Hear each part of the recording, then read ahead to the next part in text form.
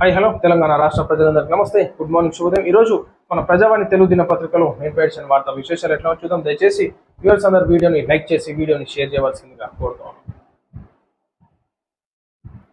ఏపీలో పెట్టుబడులకు పెద్ద ఎత్తున అవకాశాలు. సింగపూర్ పర్యటనలో CM Chandrababu.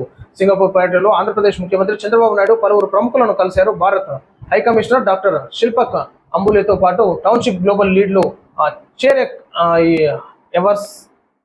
ఎవర్స్ and engineering executive chairman Tan Sri Dato AK నాథ్తో సమావేశమయ్యారు. మొత్తం మీద అయితే సింగపూర్లో నాడు చంద్రబాబు నాయుడు గారు అదేవిధంగా మనం చూసుకోవచ్చు మంచి అవకాశాలు ఆంధ్రప్రదేశ్ రాష్ట్రానికి తీసుకురావడానికి అక్కడ ఉన్నటువంటి పారిశ్రామికవేత్తలతోని, ఇండస్ట్రియలిస్ట్తోని, ఇన్వెస్టర్స్తోని మీటింగ్ జరిపి ప్రత్యేకంగా మీటింగ్స్ జరిపి సో ఏపీలో అన్ని అనుకూలమైనటువంటి ఫెసిలిటీస్ కల్పిస్తూ ఈనాడు అన్ని రంగాలను ప్రోత్సహిస్తున్నటువంటి ముఖ్యమంత్రిగా మనం చూడొచ్చు. అదేవిధంగా నారా లోకేష్ గారు కూడా తన వంతు కృషి ఈనాడు ప్రజలకి నిరుద్యోగ సమస్య నుంచి బయటపడేదానికి ఏపీలో పెట్టుబడులకు కానీ ఇన్వెస్టర్లకి మంచి అవకాశాలను కల్పిస్తున్నట్టుగా కూడా మనం చూడొచ్చు. కొత్త ఆలోచనలు ఉంటే నాకు పంపండి. మన్ కీ బాత్లో ప్రధాని నరేంద్ర మోడీ నెలవారీ కార్యక్రమం మన్ కీ బాత్ 124 ఎపిసోడ్లో జాతిని ఉద్దేశించి మాట్లాడారు. విజ్ఞానం, క్రీడలు, సాంస్కృతిక భారత్ సాధించే విషయాలపై ఆయన మాట్లాడారు. ఇటీవల కాలంలో భారత్ చాలా విశేషాలు చోటు చేసుకున్నాయని, అవన్నీ ప్రతి భారతీయుడికి గర్వకారణం అన్నారు. సీఎం రేవంత్ రెడ్డిని కలిసిన జర్నలిస్ట్ రానా అయ్యూబ్.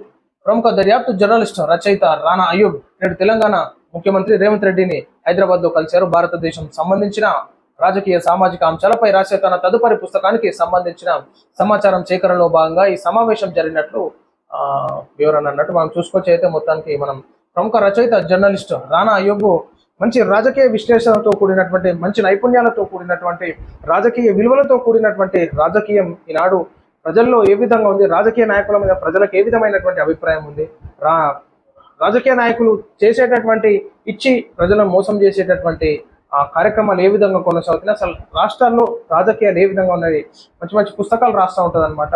సో ఈనాడు రేవంత్ రెడ్డి గారిని మీట్ అయ్యి కొంచెం చిట్ చాట్ ఇంటర్వ్యూ లాగా జరిగింది.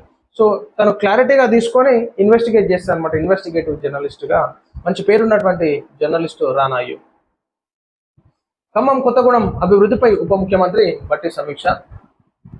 భద్రాద్రి కొత్తగూడెం ఉమ్మడి ఖమ్మం జిల్లాలో అమలవుతున్న ప్రభుత్వ సంక్షేమ పథకాలు, అభివృద్ధి కార్యక్రమాలు, వర్షాకాలం నేపథ్యంలో తలెత్తిన సమస్యలపై సమీక్షను ఉప ముఖ్యమంత్రి మల్లు భట్టి విక్రమార్క నిర్వహించారు. ఈ సమీక్ష ఆదివారం పాల్వంచలోని ఐడిఓసి సమావేశ మందిరంలో జరిగింది.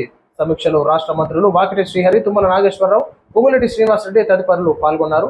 ఖమ్మం జిల్లా ఇన్ఛార్జిగా వాకిటి శ్రీహరి, వ్యవసాయ సహకార మార్కెట్.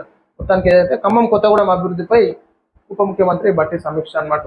సో ఖమ్మం కొత్తగూడెం అనే కాదు, తెలంగాణ రాష్ట్రంలో వివిధ ప్రాంతాలలో కూడా అభివృద్ధికి నోచుకుంటలేవు కాబట్టి ఖచ్చితంగా అన్నిటి మీద ఫోకస్ పెడితే బాగుంటుంది. మనసాదేవి ఆలయంలో తొక్కిసలాట, విషాద ఘటనలో 6 మృతి. ఇది రావాల్సినటువంటి భక్తుల కంటే ఎక్కువ రావడము, అక్కడ ఉన్నటువంటి సెక్యూరిటీ సిబ్బంది, పోలీస్ సిబ్బంది సరిగ్గా లేకపోవడంతో నా తొక్కిసలాటలలో చాలా మంది చనిపోవడం జరుగుతుంది. ప్రభుత్వం నడపడానికి దమ్ముండాలి. తెలంగాణ ఉన్నత కాలం బీఆర్ఎస్ ఉంటుంది కేటీఆర్ అంటాడు ముచ్చట. మరి మీరెందుకు నడపలేకపోయారే కేటీఆర్ అన్న? మీరు ఎట్లా నడపలేకపోయారు? మీరు నడిపిన వాళ్ళే కదా, మరి ఎందుకు పక్క కూర్చోబెట్టారు ప్రజలు?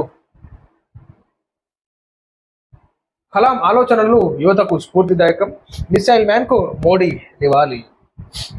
అబ్దుల్ కలాం అంటే ఆషామాషి కాదు. ఈనాడు తనను చూస్తే గీనేంది అని చెప్పేసి కొంతమంది తెలియని వాళ్ళు అనుకుంటుండే అనమాట. కానీ తన గురించి చరిత్రలు